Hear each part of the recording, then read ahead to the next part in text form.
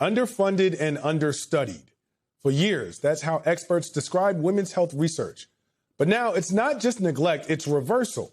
In recent years, real progress was being made and more women-focused research was happening than ever before.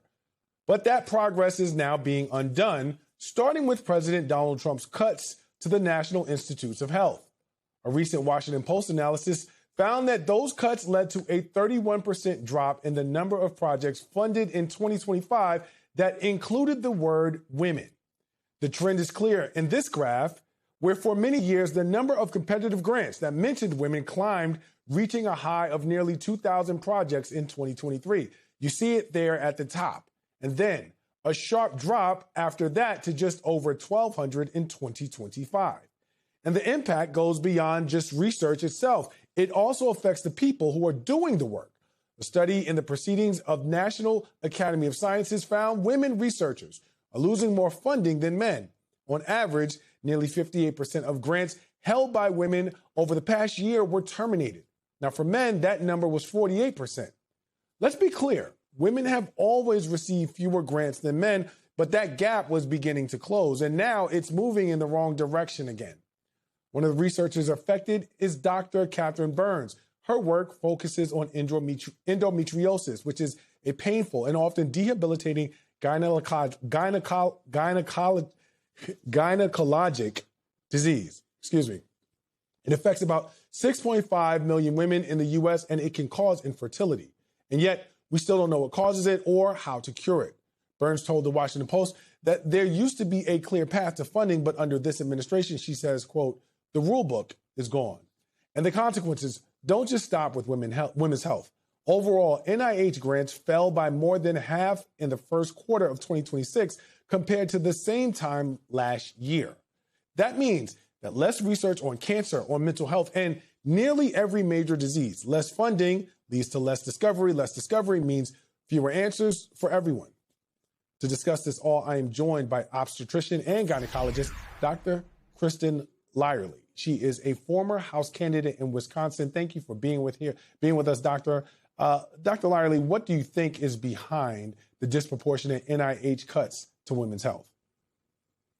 Well, I think what we've seen from the Trump regime is just a massive devaluation of women. Research is just a piece of it. But when you look at what's happening all across the country, I'm an OBGYN doctor. I take care of patients in Wisconsin and Minnesota, but my colleagues in places like Texas and Tennessee are really struggling to be able to take care of their patients because they can't provide full scope reproductive health care, even though this is what the administration is saying they want people to do, have more babies, right?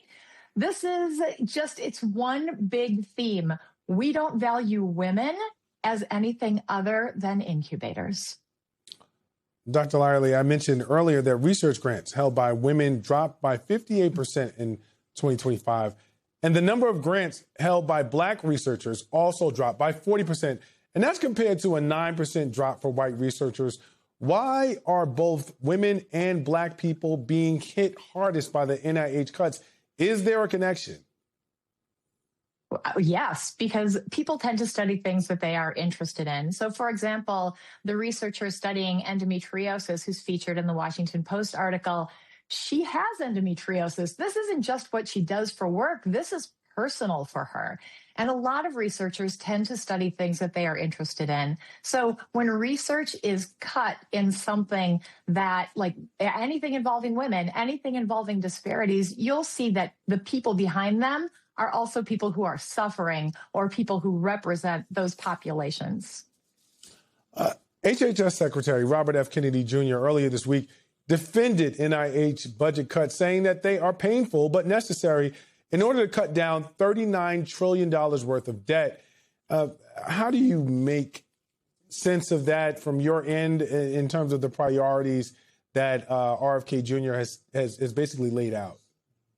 You can't make sense of it, Charles. I mean, here we are spending billions of dollars on a war that we don't even understand in Iran, and we're not paying for fundamental things that are life changing. When you look back at that 2015 number for how much research was done related to women and how that has grown over the past decade, it's remarkable because we've put effort into it. We've tried to get more people involved in this kind of much needed research, and it's made a difference already clinically.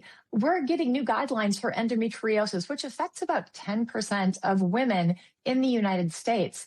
But it's profoundly challenging in this environment to continue doing this research when the funding line has been cut, when it's not dependable, when the pipeline is narrowed at the beginning and these young researchers are just starting to get their legs underneath them. They're just starting to build their labs and bring in the people to support this research. And it's choked off, and they don't know where that funding is going to come from in the future. All of these changes are detrimental, not just for women's health, but as you mentioned earlier, cancer research, mental health. It is affecting everything across the board. And we're losing researchers in the United States to other countries because of this. We are no longer going to be the top research country in the world because of these funding cuts. We've seen a serious attack and some new attacks from the anti-abortion movement against the abortion pill, against mifepristone. What can you tell us about these threats and where they factor into the overall conversation? This is a very challenging environment for women of reproductive age, and it's very challenging for my colleagues to be able to practice. You know, there are many states, especially in the Deep South, where abortion just isn't accessible. And the problem is that you can't take abortion out of healthcare. There are aspects of abortion care in managing miscarriages, treating people who have fertility issues, people with complicated pregnancies. And when you live in a place like Arkansas and you have a pregnancy-related problem and you have to leave your state to get care, that doesn't work. That costs people their lives. We have not seen abortion numbers go down since Dobbs. We haven't seen abortion numbers go down with all of these restrictions. Actually, we've seen abortion numbers go up because of access to medication abortions. The abortions that are being prevented right now are the medically necessary life-saving abortions.